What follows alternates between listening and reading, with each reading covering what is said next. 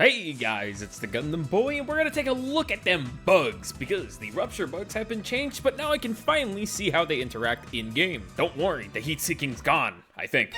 So, let's get straight into it. If you didn't know, the Rupture warriors were hella bugged. In fact, it was so bad that the enemies would lunge melee you at no matter the distance, no matter where you were positioned or where you're hiding, especially if you're the host, making it absolute hell for most hosting players on this front, as the bugs would always be able to hit you. They tried to release an update that fixed it by making the Rupture warriors track every client accurately, but it just made everybody kind of suffer. Because while it was easier to kite them around, you still couldn't avoid that undodgeable melee. So, what did they change? Taking a look at it, we can find that movement to the speed when underground has been decreased, the need to surface more often when moving underground, its burrow attack is slightly slower and leaves more space to be dodged, smaller damage boxes, front legs are now armor from 3 to 2, and it will prefer to emerge before attacking turrets instead of destroying them from underground. For the players who use light pen weapons, it means it's as easy as shooting that leg on the side to kill them, which I don't understand how they messed this up, because they practically just made the hive guard again.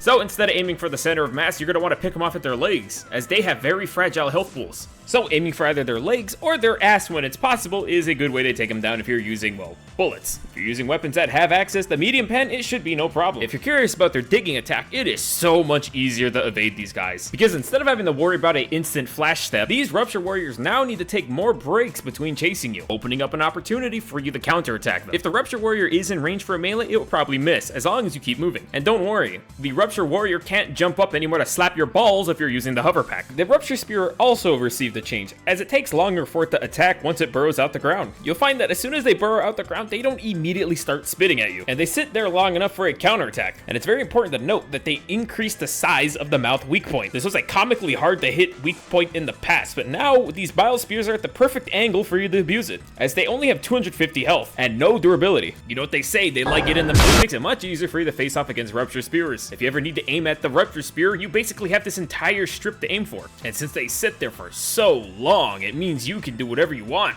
like blowing them up. Then we have the Rupture Charger.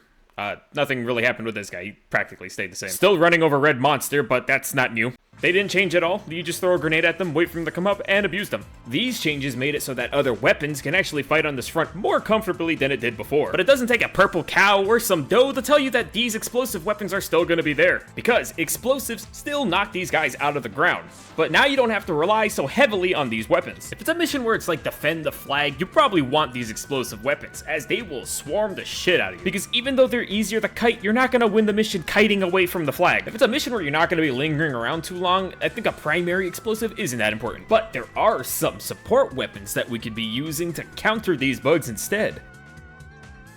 What do you expect? A guide? It's as easy as pointing and shooting. They all explode. So, what do you guys think about the recent changes to the Rupture bugs? How does it feel for you guys to fight? Leave it in the comments down below. Or don't, I don't know.